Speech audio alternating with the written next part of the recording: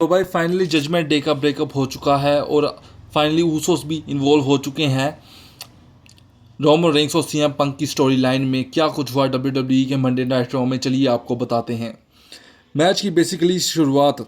इससे पहले सभी लोग अपने भाई को लाइक और सब्सक्राइब जरूर कर जो आपके भाई को आपकी सपोर्ट की बहुत ज़रूरत है। चलिए शुरू करते हैं।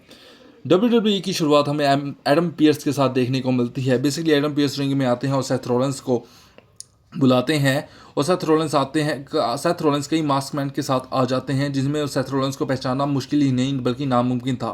सेथ रॉलिंस रिंग में आते हैं, उनके सभी चिले चपाते रिंग से साइड खड़े होते हैं। उसके बाद बेसिकली एडम पियर्स कहते हैं कि तुम जो विजन की टीम के साथ कर रहे हो वो तुम्हारे लिए सही नहीं है। अगर विजन की टीम ने एक बार भी तुम पर अटैक कर दिया तो तुम्हारी शोल्डर इंजरी दोबारा से हो जाएगी और तुम्हें फिर से डब्ल्यूडब्ल्यूई से ब्रेक लेना होगा, जो इसलिए मैं ऐसा नहीं चाहता।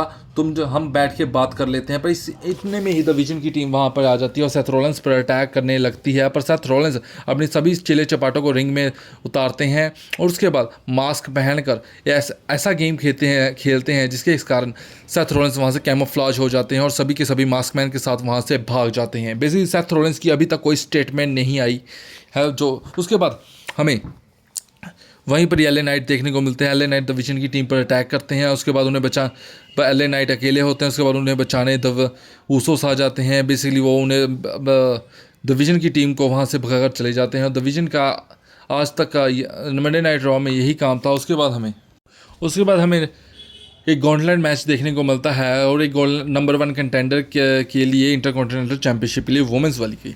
उसके बाद पहले हमें बेली और लायरा वेलकेरिया मैच की शुरुआत करते हैं, पर ये मैच छेती ख़त्म हो जाता है। लायरा वेलकेरिया ये मैच हार जाती है और ये उसका मैच जीत जाती है। उसके बाद हमें इनका मैच रकेल के साथ देखने को मिलता है। बेसिकली रकेल और उसका का मैच काफ़ी अच्छा चल रहा होता है और बीच में इंटरफेरेंस करने के लिए वहाँ पे लिव मॉर्गन आ जाती है। लिव मॉर्गन दिखा तो रही होती है कि वो उन्हें बचाने की कोशिश कर रही है रकेल को, पर वहाँ से हमारी वुमेंस चैंपियन स्टेफनी आ जाती है और स्टेफनी और लिव मॉर्गन आपस में लड़ते लड़ते बाहर चले जाते हैं और योस्का इस मौके का फ़ायदा उठाकर उन्हें रकेल को पिन कर देती है। और इसे देखकर रकेल गुस्से में आ जाती है और रकेल वहाँ पर अटैक कर देती है मैच ख़त्म होने के बाद भी योस्काई पर। इसी मौके का फ़ायदा उठाकर हमारी अगली सुपरस्टार चैट केबल की चेली उठा लेती है और योस्काई को पिन कर देती है। उसके बाद हमें बेली देखने को मिलती है। बेली पहले चैट केबल की चेली को हराती है। उसके बाद उनका मुकाबला आस्का के साथ होता है और ये मैच सच में काफ़ी धमाकेदार था। आस्का और बेली का मैच बड़ा एंड में बेली जैसे मर्जी करके आस्का को भी पिन कर देती है और वो ये मैच जीत जाती है और नंबर 1 कंटेंडर के लिए क्वालिफाई कर जाती हैं। उसके बाद हमें बैक स्टेज नेटी देखने को मिलती है। बेसिकली नेटी मैक्सिन डुप्रिन को बड़ा बुरा भला कह रही होती हैं, लेकिन मैक्सिन डुप्रिन वहाँ पे आ जाती है और उनका रिटर्न हो जाता है और उनके बीच में हमें फ़ाइट देखने को मिलती है। अब मुझे नहीं पता कि डब्ल्यूडब्ल्यूई इस फाइट को कहाँ तक खींचेगी। उसके बाद हमें पेंटा देखने को मिलते हैं, हमारे न्यू इंटरकॉन्टिनेंटल चैंपियनशिप वाले। वो कुछ अपनी लैंग्वेज में कुछ बोल रहे होते हैं। उसके बाद हमें इनका मैच देखने को मिलता है। इनका मैच हमें डकली वलेंगेंडे अमेरिका के साथ देखने को मिलता है और बेसिकली पेंटा उन्हें हरा भी देते हैं इस मैच में। उसके बाद हमें तलविंदर देखने को मिलता है। तलविंदर कोई सेगमेंट हल्का स्टेटमेंट देता है, वहाँ से चले जाता है। आगे भाई हमें धमाकेदार सेगमेंट जजमेंट डे का देखने को मिलता है। बेसिकली जजमेंट डे की पूरी टीम वहाँ पे आती है। बेसिकली जज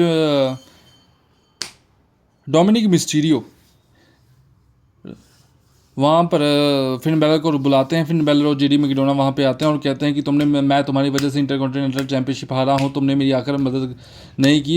इसके बाद और तुम ही मैं अपने मैच के लिए इंटरकॉन्टिनेंटल चैंपियनशिप के लिए मैच से एडम पियर्स से बात कर रहे हो, ना कि मेरी। तो तुम चाहते क्या हो? उसके बाद अब वो बता दें कि फिन बैलर बड़े प्री प्लान के साथ आए थे। उन्होंने बेसिकली डोमिनिक मिस्टीरियो की बेइज्जती शुरू कर दी।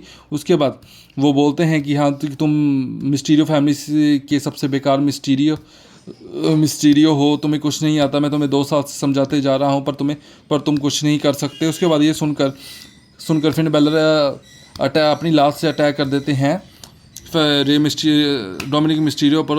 दूसरी बार अटैक करने वाले होते हैं डोमिनिक मिस्टीरियो पर डोमिनिक मिस्टीरियो और जेडी मैकडोनल्ड बचा लेते हैं। जो बंदा फिन बैलर के साथ खाता पीटा था वो जेडी मैकडोनल्ड को बचाने लग गया। उसके बाद डोमिनिक मिस्टीरियो अपनी स्पेशल मूव लगाते हैं। सभी जजमेंट डे के मेंबर उन्हें फिन बैलर को पीटते हैं, चेयर के साथ पीटते हैं, उसके बाद अपने स्पेशल मूव लगाते हैं। बेसिकली आज फाइनली जजमेंट डे में से फिन बैलर एलिमिनेट हो चुके हैं और ये सच में काफ़ी धमाकेदार सेगमेंट था।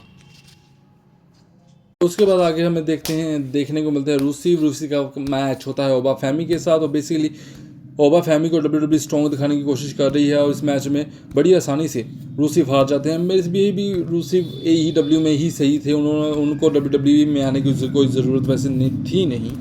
उसके बाद आगे हमें CM पंक देखने को मिलते हैं। CM पंक बेसिकली रिंग में आते हैं और कहते हैं कि मुझे लगा कि WWE के फैंस मुझसे हेट करेंगे, जो मैंने रोमन रेंस के फादर के बारे में बोला था, पर तुम लोग मुझे पसंद कर रहे हो और अब मैं रियल चैम्पियन हूँ, ये मैं रेसलमेनिया में साबित कर दूंगा। उसके बाद हमें आगे द ब्लड लाइन के मेंबर्स यानी कि ऊसोस देखने को मिलते हैं। ऊसोस आकर कहते हैं कि तुम माफ़ी CM पंक से, जो पहले CM पंक के साथ होते थे, वो कहते हैं कि तुम्हें माफ़ी मांगनी चाहिए। बेसिकली तुम रोमन रेंस के साथ जो मर्जी करो, हमें कोई परवाह नहीं है। रोमन रेंस ने हमें यहाँ पे नहीं भेजा, पर तुमने जो हमारे अंकल के बारे में बोला है वो गलत है, इसलिए माफ़ी मांगो। बेसिकली पहले तो CM पंक माफ़ी मांगते हैं, उसके बाद कोई बुरा भला बोलने लग जाते हैं और रोमन रेंस को भी कि रोमन रेंस ने कभी तुमसे माफ़ी नहीं मांगी, रोमन रेंस सिर्फ तुम्हारा इस्तेमाल कर रहा था, ये वगैरह उसको कहने लग जाते हैं। और बेसिकली इन दोनों के बीच में हमें हाथापाई देखने को मिल जाती है। बेसिकली जो उसको वहाँ पे धक्का मार देते हैं CM पंक पर, और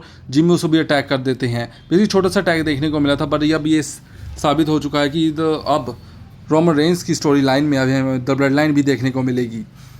और अब बेसिकली CM पंक ने अभी अपने लिए मुसीबत खड़ी कर ली है। और बेसिकली आज का मंडे नाइट रॉ का इतना ही था। अगर आपको ये वीडियो अच्छी लगी तो हमारे इस चैनल को लाइक और सब्सक्राइब जरूर कीजिए। धन्यवाद।